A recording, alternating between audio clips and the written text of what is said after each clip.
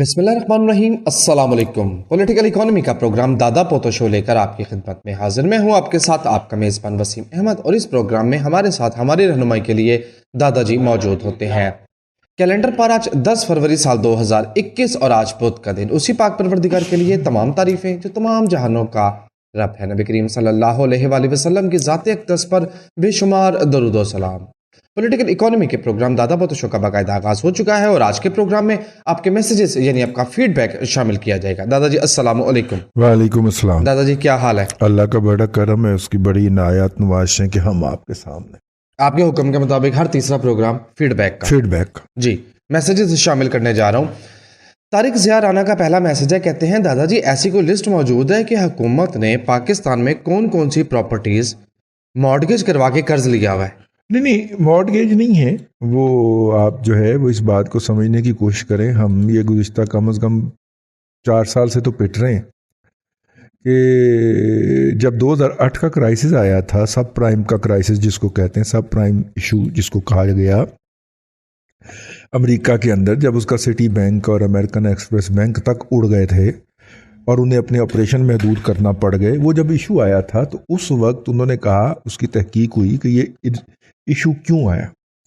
तो उन्होंने कहा कि हमने परसेप्शन के ऊपर कर्जे देने शुरू कर दिए थे, ख़ास तौर पे हाउस फाइनेंसिंग के हवाले से। तो फिर उसका हल क्या था? उसका हल जो था वो इस्लामिक बैंकिंग में था। एसेट बेस्ड बैंकिंग उसको कह के तो वेस्ट चलाता है, वैसे है वो इस्लामिक बैंकिंग। तो उन्होंने कहा कि फिर हम क्या करें, तो आइंदा इस तरह के बुरान से बचने के लिए हम क्या करें। तो उन्होंने कहा कि जी फिर आप एसेट बेस्ड बैंकिंग शुरू कर दें। तो एसेट बेस्ड बैंकिंग का एक इंस्ट्रूमेंट है जिसको हम सकूक कहते हैं, ठीक है। सकूक बॉन्ड भी हो सकता है, सकूक फाइनेंसिंग भी हो सकती है, ठीक हो गया जी। इसके अंदर एसेट सिर्फ आपने शो करना होता है, ठीक है ना? ठीक है। कैसे? रवायती फाइनेंसिंग के अंदर तो ये होता है ना कि जी आपका वही मकान प्लेज कर लिया गया जी, कर्ज के अगेंस्ट, ठीक है। वो कहता है कि नहीं, आप कारोबार करने के लिए पैसा लेना चाह रहे हैं ना, आपको काम करने के लिए पैसा लेना चाह रहे हैं, आप एक पुल बनाने के लिए पैसा लेना चाह रहे हैं, ठीक है। वो पुल तो पता नहीं आप बना पाए या ना बना पाए, हुकूमत तब्दील हो तो वो खत्म हो जाए, हमें कोई और एसेट भी शो करें, आप शो करें, ठीक है। तो आप एसेट शो करते हैं, आप हैंड ओवर नहीं करते वो पोजेशन। ये नहीं हो जाता कि आप वो एसेट हैंड ओवर कर, वो सिर्फ आपने शो करना होता है। क्लेम उनका उसी प्रोजेक्ट पे या उसी घर पे या उसी मंसूबे पे होता है। अगर फ्यूचर में आप डिफॉल्ट करते हैं तो वो अपने पैसे रिकवर करने के लिए जिस मंसूबे के लिए आपने पैसे लिए थे वो उस पे आके हाथ डालेंगे। मेरी बात समझ रहे हैं जी। नाजुक सी बात है। उसकी रिकवरी की क्या होगी? आज तक जो सकूक जो है वो डिफॉल्ट नहीं हुए, वैसे होंगे तो फिर पता चलेगा कि उसकी रिकवरी की सूरत क्या होगी, ठीक हो गया। तो सॉवरन गारंटीज के तहत जो आप लोन ले लिया करते थे, तो ज़ाहिर है सॉवरेनिटी तो हमारी अफगानिस्तान से भी नीचे है ना। अगर हम सॉवरेनिटी के इंटरनेशनल इंडेक्स को देखें तो उसके अगेंस्ट तो फिर हमें 8% पे लोन मिलेगा ना, 9% पे मिलेगा ना, 10% पे मिलेगा ना।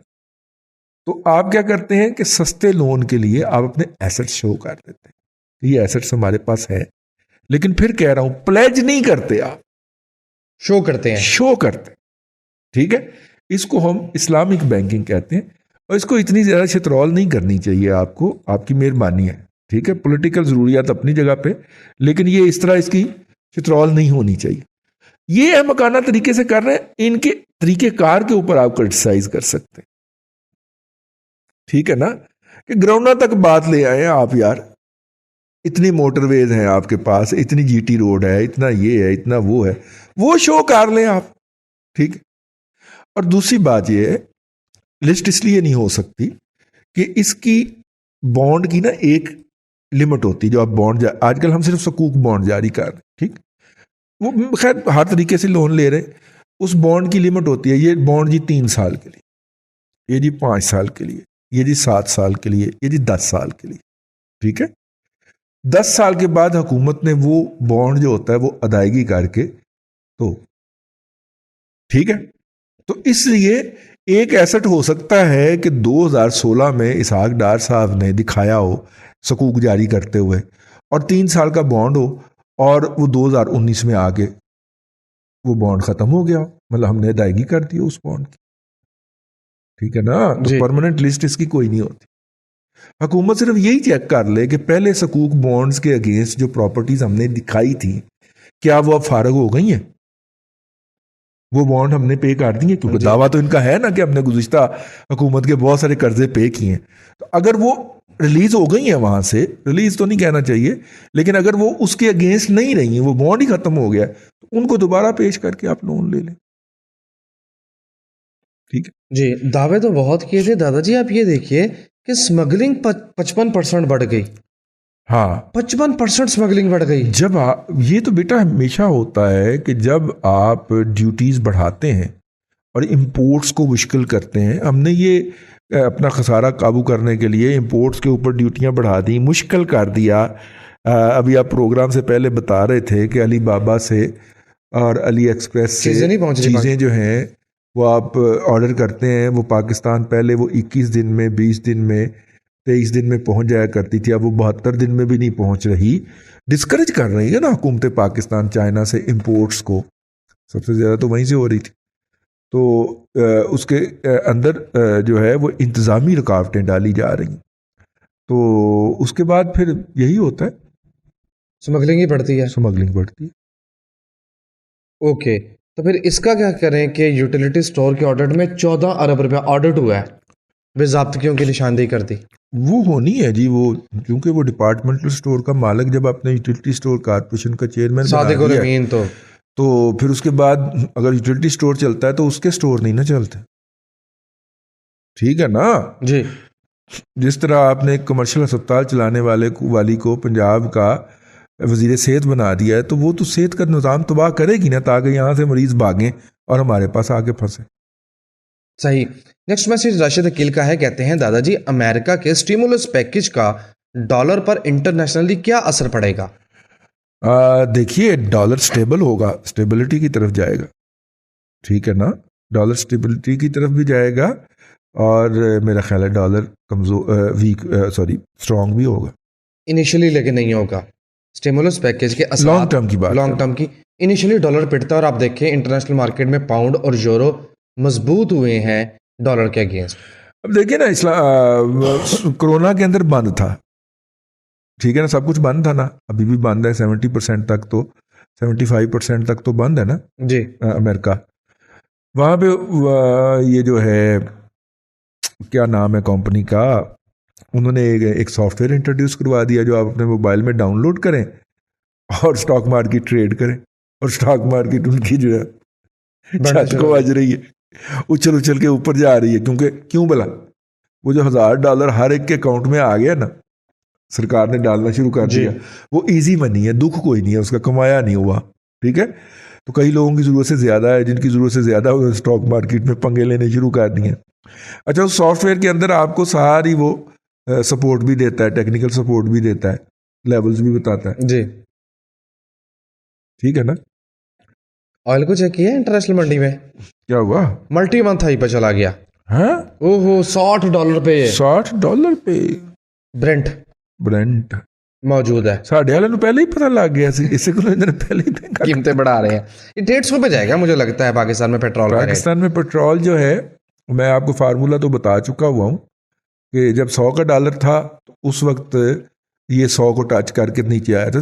नवाज शरीफ इसको 68 पे लेके आया था, लेकिन उनके दौर के अंदर तो 100 के ऊपर था ना जी, 120 तक गया था ना जी पेट्रोल। हाँ जी। हाँ, तो अगर उसी को ट्रांसलेट किया जाए हैं, तो इस वक्त इसे कम अज कम नवाज शरीफ के दौर को अगर देखा जाए तो ये इस वक्त अपनी जस्टिफाइड प्राइस पे। हाँ जी। 96 के डॉलर के ऊपर, 68 रुपीज़ के ऊपर था, तो 160 के डॉलर के ऊपर तो ये 100 प्लस होना चाहिए, 100 बनता है ना जी। है, लेकिन पीपल्स पार्टी के दौर के हवाले से ये जस्टिफाइड नहीं है। ये 150-60 पे होना चाहिए, इसको $1 का होना चाहिए पर लीटर। जी। नेक्स्ट मैसेज मेरे पास मौजूद है राशिद अकील का, बल्कि राशिद का ही मैं मैसेज पढ़ रहा हूँ। उसका दूसरा हिस्सा है कि दादाजी मुख्तसरन बता दें कि LNG बनती कैसे है? LNG बनती है, गैस को ठंडा करते हैं, लिक्विफाइड हो जाती है, वो लिक्विड बन जाती है। ठीक है, बाय, सिंपल सी टेक्नोलॉजी। जी, इनाम इलाही पूछते हैं, दादाजी इंटरनेट पे क्या कोई रेफरेंस या लिंक मौजूद है वो जो मुशर्रफ को ख्वाब आया था और उसके अकाउंट में पैसे आए थे? उसका इंटरव्यू है नहीं? यार इंटरव्यू मौजूद होगा, उसका इंटरव्यू मौजूद है, बल्कि कई मुजाहिदीन बैठे हुए हैं। हम उनसे गुजारिश करेंगे कि वो लिंक जो है वो हमें इनायत किया जाए, काट के, वहाँ से काट के तो पेश करें, ठीक है ना। वो मेरा ख्याल इसी तरह के जिन लोगों को टिकट दे के नहीं भेजा जाता था, टिकट दे के भेजा जाता था, अयान अली भाटी। टिकट दे के भेजा जाता था कि जाओ इंटरव्यू करके आओ। अच्छा, ये वाले WhatsApp वाले। 5वीं पुश्त की 2 उंगली लागी जंग वाले भिजवाते थे।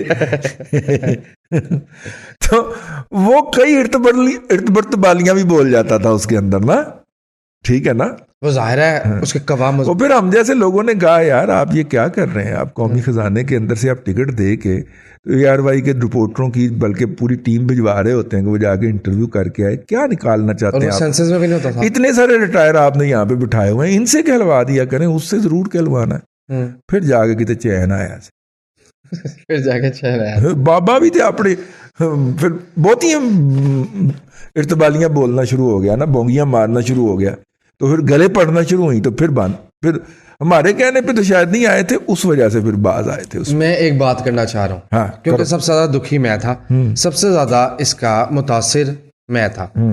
गुजारिश ये है नाज़रीन किराम, अभी अवैस का मैसेज आया, मैं वो भी पढ़ूंगा। गुजारिश ये है कि जो इन्वेस्टमेंट है ये एक पूरी साइंस है, एक रब्त है, एक आप कह लें कि सीक्वल्स का नाम है। मुझे सबसे ज्यादा टॉर्चर किया गया लासानी वाले, भेज के भाग गया ना, 80 अरब रुपए का फ्रॉड करके इस कौम से वो भाग गया। बहुत अच्छा हुआ, साढ़े कहते नहीं ना चले जेड़े उन्होंने नाल बहुत चंगी हुई जी, सुकून हो गया ना। हम हाथ जोड़ रहे होते हैं कि यार ना करें, उस वक्त ये कह रहे हैं बेवकूफ लोग हैं।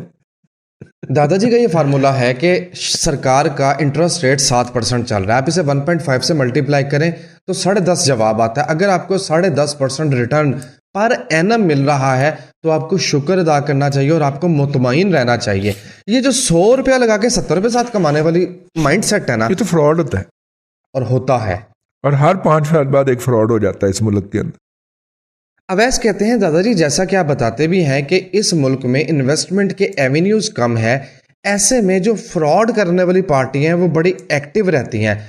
क्या ये मुमकिन नहीं कि आप एडवाइस करें ऐसे वेंचर्स जहां पे इन्वेस्ट किया जा सके मौजूदा के अलावा भी? देखिए, हम तो यही 10 साल से यही रोना रो रहे हैं कि जिसने हज़ारों में इन्वेस्ट करना है, सेविंग करनी है, हज़ारों में सेविंग करनी है, म्यूचुअल फंड उसके लिए बेहतरीन ऑप्शन है। जिसने लाखों में सेविंग करनी है, स्टॉक मार्केट उसके लिए बेहतरीन ऑप्शन है। दुनिया का सबसे बड़ा झूठ है कि आप किसी को पैसे दे देंगे और वो कमाएगा और आप खाएंगे, इससे बड़ा झूठ नहीं है कोई, ठीक है। ये इट एंड्स अप यूजुअली, आम तौर पे इसका नतीजा है कि निकलता, कुछ मिसालें होंगी, कुछ मिसालें हैं, ठीक है, लेकिन वो बहुत रेयर मिसालें। ये दुनिया का सबसे बड़ा झूठ है और हम इस झूठ पे यकीन करने के लिए, ईमान लाने के लिए हमा वक्त तैयार होते हैं और बाद में रोते हैं, ठीक है। तो इसलिए ये जो इंस्ट्रूमेंट है इनके लिए ये अंग्रेजी में है, ये म्यूचुअल फंड वाला ऑप्शन हो गया, स्टॉक मार्केट वाला ऑप्शन हो गया, ये अंग्रेजी में। अंग्रेजी से हमारी जान जाती है। हमारे प्राइम मिनिस्टर को अंग्रेजी नहीं आती, हालांकि ऑक्सफोर्ड पढ़ के आया, कहता उर्दू में तर्जमा होएगा तो फिर पता लगे, ठीक है ना। और साढ़े प्राइम मिनिस्टर को अंग्रेजी नहीं आती, साढ़े आम बंदे को कित्थे आनी, जिहड़ा कि ऑक्सफोर्ड भी नहीं गया स्पोर्ट्स कोटे से पढ़ने वास्ते, ठीक है। तो ये जो है ना, थोड़ा सा यार आपके पैसे हैं ना, आपको तकलीफ होनी चाहिए ना।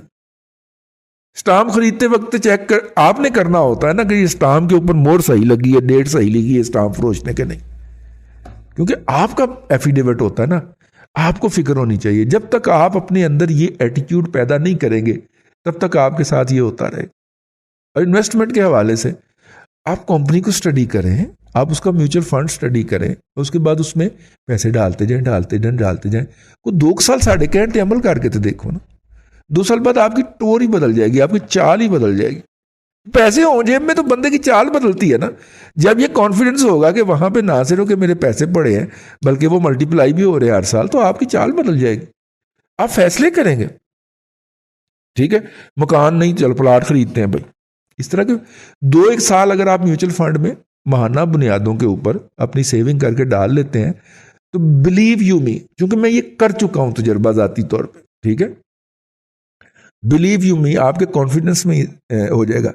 अब मसला होता है कि औकात होती है म्यूचुअल फंड वाली और पंगे ले रहे होते हैं हम स्टॉक मार्केट में, तो लिहाजा उसका भी सही बेनिफिट नहीं उठा पाते। Simple is that. और म्यूचुअल फंड कितना गेन देता है इसका मैं आपको मिसाल दे चुका हूँ जी, ठीक है ना। इस गिरी हुई मार्केट में भी 15 साल के बाद वो रकम मैंने 8 गुना करके निकलवाई थी। 8 गुना जी, 800% का गेन बहुत होता है। 8 गुना,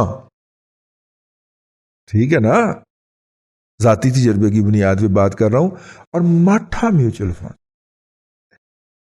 लेकिन मेरा अब अगर आप इंश्योरेंस करवाते हैं तो क्या वो आपको 8 गुना देगी? नहीं देगी। ठीक है, आप प्लाट भी खरीद लें 8 गुना नहीं देगा। 100 करोड़ वाला प्लाट 3 करोड़ का तो लेना होगा। नहीं, 8 गुना। 1.5 करोड़ वाला प्लाट 10 करोड़ का, 12 करोड़ नहीं का होगा। 1.5 करोड़ वाला प्लाट 15 साल में 12 करोड़ का नहीं होने लगा, 6 करोड़ का हो जाएगा, 5 करोड़ का। लेकिन मेरे साथ दुश्मनी आपने बरती, मुस्तकबिल आपने तबाह किया। क्यों? आपने तारा गिलास 6 रुपए पे खरीदा था ना, 9 रुपए पे बेचा था। हाँ। कि 50% का गेन हो गया, गेन बहुत है। वो 100 रुपए पे चला गया। आहो, ठीक है, ऐसे ही भी आपने उस वक्त खरीदा था जब वो सिंगल डिजिट में था। 3.5 रुपए का सी 1200 सी भेज दिता, और कितना प्रॉफिट के है। 4 गुना गेन हो गया। 1200 रुपए पे वो शेयर गया। हाँ। देख ले दादाजी, फिर ये पूरी सोसाइटी बनी होनी थी अगर वैसे जहाँ बैठ के हम प्रोग्राम कर रहे हैं। राशिद गफूर, आपका शुक्रिया। आप लोगों की मोहब्बत ही हमें इस चीज़ पे मजबूर करती है कि हम घर से भी रिकॉर्डिंग कर रहे हैं और आपने इस पे शुक्रिया का इज़हार किया। शुक्रिया की ज़रूरत नहीं है, हम इसे अपना फ़र्ज समझते हैं। अबू बकर मलिक कहते हैं, दादाजी मेरे एक दोस्त जिसकी दिलचस्पी ऑलिव कल्टीवेशन, जैतून की काश में, अब शेख आज़म साहब तो रहे नहीं, वो क्या करे? यार बात यह है कि अब उसकी कल्टीवेशन की ज़रूरत नहीं है, बहुत ज़्यादा लग गया है। पाकिस्तान दुनिया का सबसे बड़ा ऑलिव कल्टीवेशन वाला मुल्क बन गया। प्रोसेसिंग में आए, प्रोसेसिंग में वो फ़ायदा देगी। प्लांट लगाएं और ब्रांड बनाएं, ठीक है। बीज उठाएं, केपीके में, डेरा इस्माइल खान में, मियाँ वाली में बहुत लग चुके हुए, जेलम वगैरह तो भरे पड़े। बीज खरीदने का सिस्टम डेवलप करें उनसे, और मैं बीज कह रहा हूं उनके फल खरीदने का सिस्टम डेवलप करें।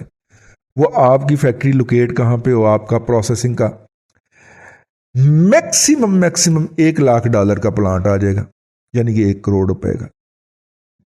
आजकल बैंक का इंटरेस्ट रेट कम हुआ है।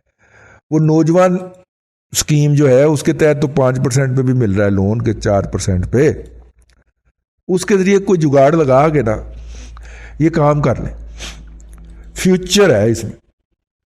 इस वक्त उसकी वायबिलिटी बैरून मुल्क नहीं निकल रही। उसकी वजह यह है कि हमारे यहाँ सही प्रोसेसिंग ही नहीं हो रही।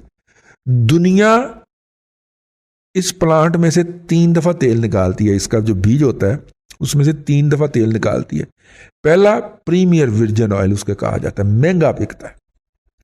हम पहला तेल निकाल के ना बाकी फोग फेंक देते हैं, ठीक है ना। दुनिया जब 3 दफ़ा तेल निकाल चुकती है तो बाकी जो बुरादा बचता है उसको वो जानवरों को नहीं डालते, वो इंसानों को डालते हैं। उसके बिस्किट बनते हैं, उसकी चाय बनती है, इसके पत्तों की कावा बनता है जी। ठीक है, आप इस वैल्यू एडिशन की तरफ आए, ये उस कल्टीवेशन पे ना जाएं। आपकी मेहरबानी है, अपने आप को वो ना करें, हल्कान ना करें। वो बहुत ज्यादा लोगों ने कर लिया और बड़ी बड़ी इन्वेस्टमेंट के साथ गए हैं वहां पे, और अभी भी वो एक्सपैंड करते जा रहे हैं अपने आप को, ठीक है ना। यार ऐसे भी ठक आ गई। हाँ जी, इधर भी आ गई। हमारे ऑफिस वाले स्टूडियो वाले प्लाजे में तो होती थी, इधर भी ठक आ गई, एक ट्रॉली गुजरी। आज के दिन का आखिरी मैसेज पढ़ रहा हूँ आबदा तुफैल का। आपने PICT के शेयर के मुतालिक पूछा, ये आजकल बहुत लोग पूछ रहे हैं। उसकी मैं आपको वजह बता दूं। टेक्निकल स्ट्रक्चर में बिगाड़ पैदा हो गया, 160 पे मौजूद है, अगर प्रॉफिट में है बेच के भाग जाए। स्ट्रक्चर 1 2 3 लॉस भी है तो फिर भी बेच लो। 133 रुपए का सजेस्ट कर रहा है, ठीक है। मुझे क्यों लगता है कि ये 103 तक भी जाए। जुबान मेरी काली है, तो 160 से बेच लो, 5-10 रुपए का घाटा ही पाएगा ना, ठीक है ना। और 133 पे जाके खरीद लेना, तुझे दादा ही जुबान तो यकीन जे तो 103 लाएगा। ये एवं ही मैं क्या देता, बस बाबिया ने कह देता है 103 लाएगा जी, तो 104-5 पे खरीद लीजिएगा और दोबारा फिर जब ये जाएगा ना वहां से उठ के तो फिर 200 प्लस पे जाएगा, बेच लीजिएगा और याद कीजिएगा हमें, लो फिर कह देता जी बाबिया ये स्विंग्स पकड़ना असल में स्टॉक मार्केट में काम होता है। समेटें जी गुफ्तगू। ले सामीन इकराम, आज के प्रोग्राम से इतना ही। कल फिर आपसे मुलाकात होगी नई खबरों तबसरों के साथ। अल्लाह आपको आसानियाँ अता करे और आसानियाँ खल्क़े खुदा में तकसीम करने की तौफीक अता करे। आमीन। दादाजी बेहद शुक्रिया। नाज़रीन करम, पॉलिटिकल इकोनॉमी का प्रोग्राम दादा पोतो शो आज ये स्पेशल एपिसोड जो कि आपके फीडबैक पर मुश्तमिल था, आप देख रहे थे। मैं उम्मीद करता हूं कि आज का प्रोग्राम आपको पसंद आया होगा। वसीम अहमद को दादाजी के साथ इजाजत दीजिए। इंशाअल्लाह अज़ीज़ आपसे मुलाकात होगी कल तक के लिए अल्लाह हाफिज़।